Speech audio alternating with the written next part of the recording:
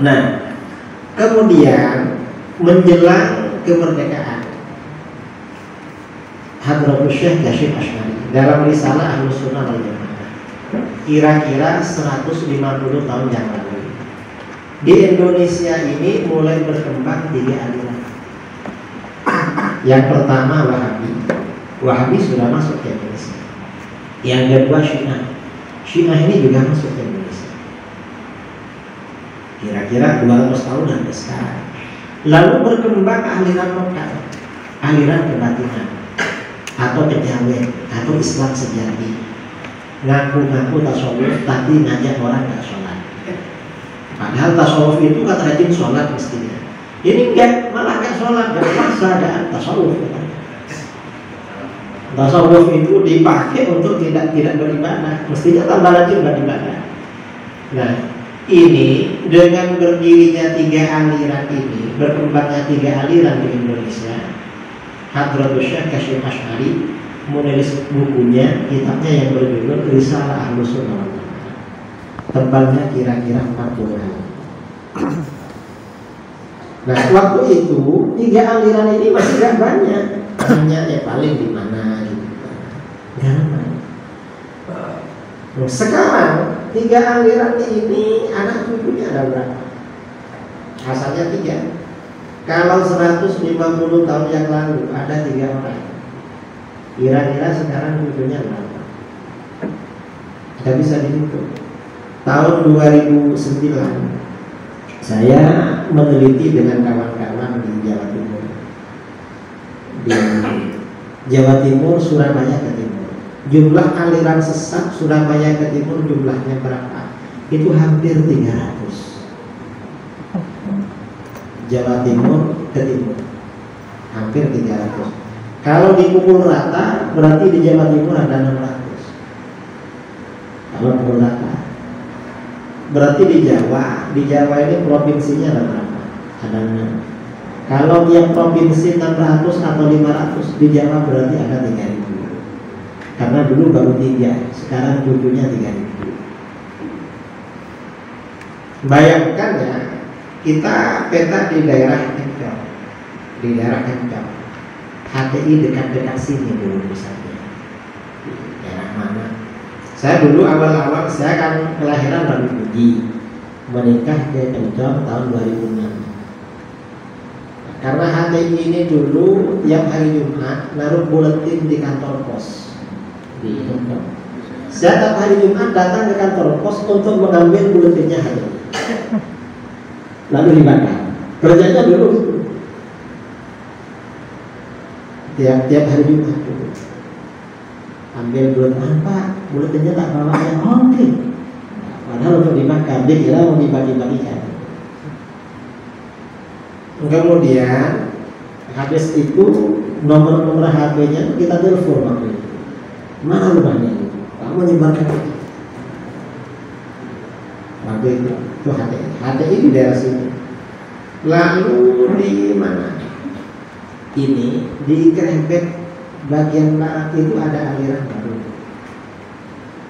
yang punya ajaran macam-macam, dekatnya SD. Sebelahnya SD itu ya, balai desa. Lalu di Muneng itu ada aliran namanya Gelang Merah.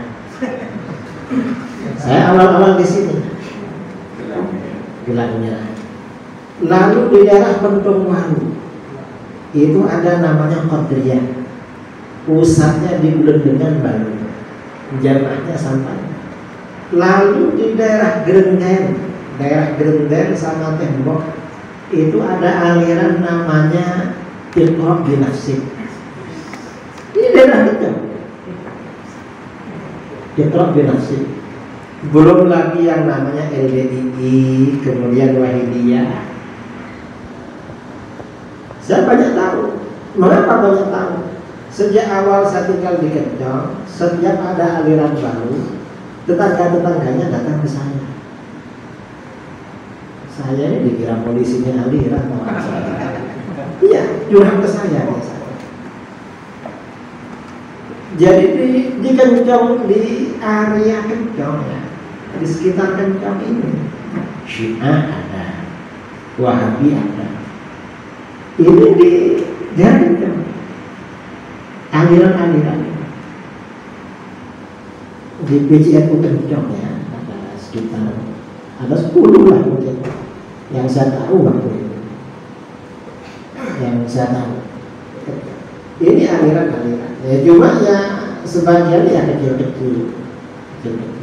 Tapi ada memang. Nah, artinya apa? Aliran-aliran di luar Ahlus Sunnah di Indonesia ini perkembangannya besar, dan mungkin jumlahnya nggak bisa dihitung. Cuman dari semua aliran yang ada, kalau dulu yang paling menonjol ada beberapa. Yang pertama Wahabi ini paling menonjol. Hampir seluruh titik di Indonesia ini ada Wahabinya. Gak ada daerah yang gak ada Wahabinya. Dan di daerah Kencong, sebagian masjid yang bermasalah dengan Wahabi, itu biasanya masyarakatnya datang ke rumah saya. Entah selesai atau enggak, gak tahu. Biasanya saya dulu diminta mengisi. Sampai sekarang ini Wahabi ini hampir seluruh titik. Karenanya saya kira penting ya dari sahabat-sahabat GP Ansor itu untuk memetakan aliran-aliran di PJNU Kencong itu di mana saja, tokohnya siapa saja, pusat-pusatnya di mana. Kan sebagian ada plannya seperti LDII. Kalau LDII itu di mana? Di Nampu. Pondowalo Campang ya. Kalau Wahidiyah itu Pinang Cabang. di Krebet ini ada. Terus jalan Kemayangan itu apa namanya? Ada banyak itu kan ada. Kalau saya dulu lewat-lewat itu. Ini perlu memang dipetakan. Ini aliran besar. Yang pertama Wahabi. Wahabi ini di seluruh Indonesia ini hampir ada. Dan ini Wahabi ini kalau dulu cara metode dakwahnya biasanya ceramah masjid ke masjid. Beberapa tahun terakhir karena memang ustadz-ustadz di mana-mana kita latih cara debat dengan Wahabi. Akhirnya Wahabi kalau ceramah di masjid didatangi diajak debat. Akhirnya mereka gak berani. Wahabi sekarang ini pakai cara yang lebih rapi. Apa? Mendirikan lembaga pendidikan. Di Jember itu ada STDI Imam Syafi'i. Namanya Imam Syafi'i, tapi isinya anti Imam Syafi'i. Yang di Kencong, di mana? Ada yang di Kencong ini diganggu orang STDI. Apa namanya? Pulau Astri itu ke timur. Ya. Dari Pulau Astri Pelerenan itu ke timur itu ada masjid di perempatan.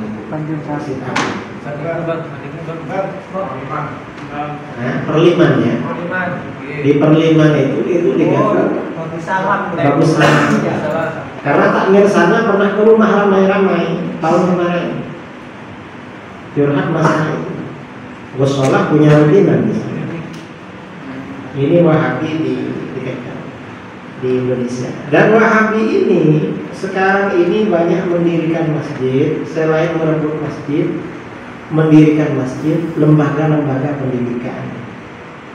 Mereka ini kalau bikin masjid kadang pakai nama Masjid Abu Bakar, Masjid Umar bin Khattab, Masjid Abu Ubaidah, di mana-mana. Saya bulan Februari kemarin diundang PJNU Kabupaten Tojo Una, Sulawesi Tengah. Lalu PJNU Poso, Sulawesi Tengah. Bilang sama saya, gimana ini Kiai? Wah, ini masjidnya namanya Abu Bakar semua. Ya cuma nama. Saya bilang kan mereka ini masjidnya nggak pakai nama Abu Bakar, tapi ajarannya Abu Jahal sama Abu Lahab. Ini di mana-mana saudara. Dan mereka ini kalau bikin lembaga banyak yang dikasih nama Imam Syafi'i. Di Banda Aceh Daya Imam Syafi'i, di Jember SDB Imam Syafi'i, di Pontianak Imam Syafi'i, di Bitung Sulawesi Utara Imam Syafi'i. Daerah-daerah yang saya kenal banyak pakai nama itu. Ini Wahabi, dan mereka sumber dananya kuat. Mereka punya dana kuat. Ini Wahabi. Nah, Wahabi ini kalau di Indonesia yang dianggap kuat itu di 3 provinsi di Sumatera, Jambi, Riau, Sumatera Barat, yang kuat. Yang lain di bawah itu. Tapi di Jember punya perguruan tinggi, dan itu dosennya bukan orang Jember yang mendirikan. Orang mana? Yang kenal sama saya, Ustaz Ali Musri, itu orang-orang Sibunjung. Sibunjung itu Sumatera Barat. Saya 2 kali di situ. Dari sana. Sebagian dari Riau, dari mana? Ustaznya dari Syafiq. Tapi kiprahnya di Jember. Kalau Syafiq itu orang Jember gimana? Orang Jember, orang Patra, orang Jepang gitu. Dan lingkungannya lingkungan Madura. Syafiq itu pandai bahasa Madura karena itu bahasa daerahnya. Syafiq bahasa Arab, tapi keturunan Arab, neneknya dari Padang, Sumatera Barat. Tapi dia kelahiran itu pandai bahasa Madura. Ini di Wahabi ini hampir di seluruh titik di Indonesia. Dan ini sepertinya yang paling besar. Yang kedua, di bawahnya Wahabi, tapi sekarang sudah ada, itu HTI. HTI ini sejak ditutup oleh pemerintah tahun 2017 itu sudah tiarap kabarnya. Ini ada cerita ya. Tahun 2015 saya itu ditelepon Abdul Tempurjo, tahu? Ya, itu dia. Tempurjo. Kebetulan orang tua saya dan mertua saya santri sana. Jadi beliau akrab dengan saya. Kalau ada waktu itu saya pulang dari sholat Yasadin hari raya 7 hari. Abdul ditelepon, kalau ada waktu bisa kesini. Ada apa Kiai? Saya ini ada tamu dari Swiss, dari Jakarta, dari Jogja. Kalau kamu yang menemu enak, kamu kan biasa orang itu. Siap Kiai. Kapan? Ya nanti sore.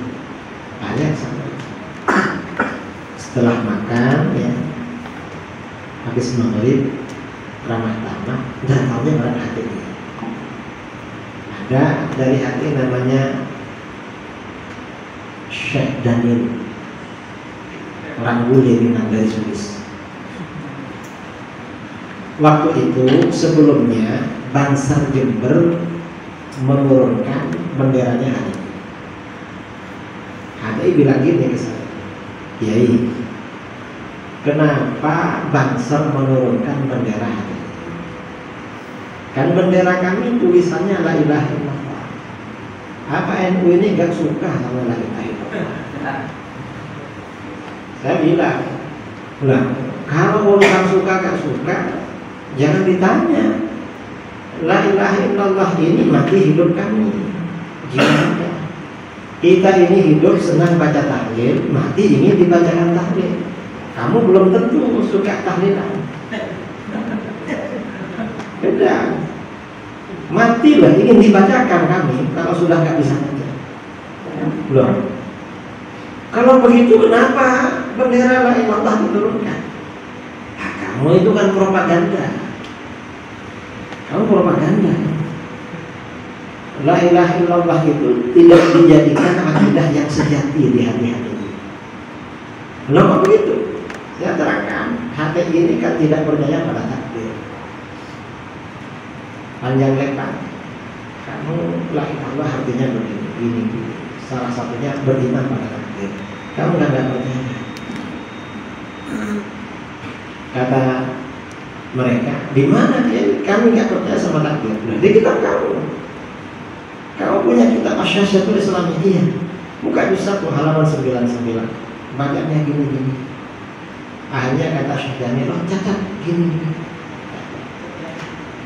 Ya saya bilang, awas nih, jangan pasang bendera lagi. Kalau pasang lagi saya suruh turunkan semangatnya. Waktu itu. Padahal saya nggak tahu kapan yang menurunkan.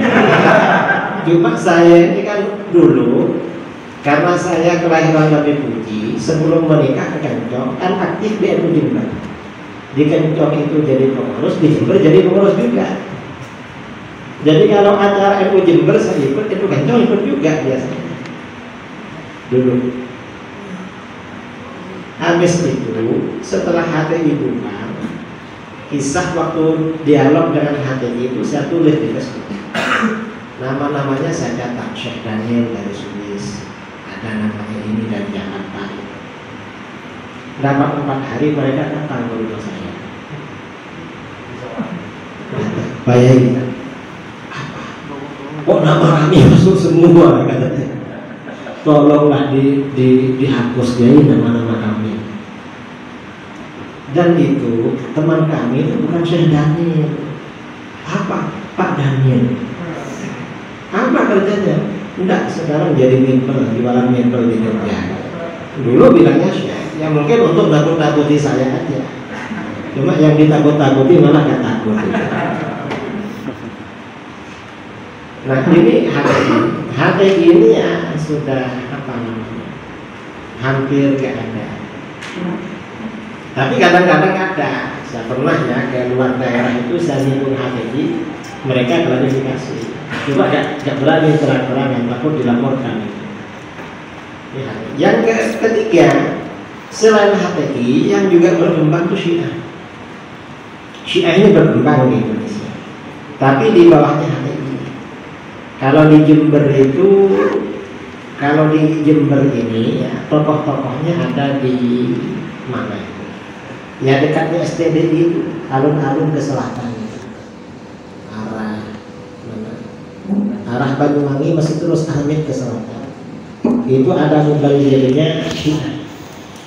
Namanya Husain Syafi'i Al-Muqtar, Habib asal Bondowoso. Syiah ini memang pandai bertakiyah. Apa takiyah itu? Pura-pura dan menyembunyikan diri.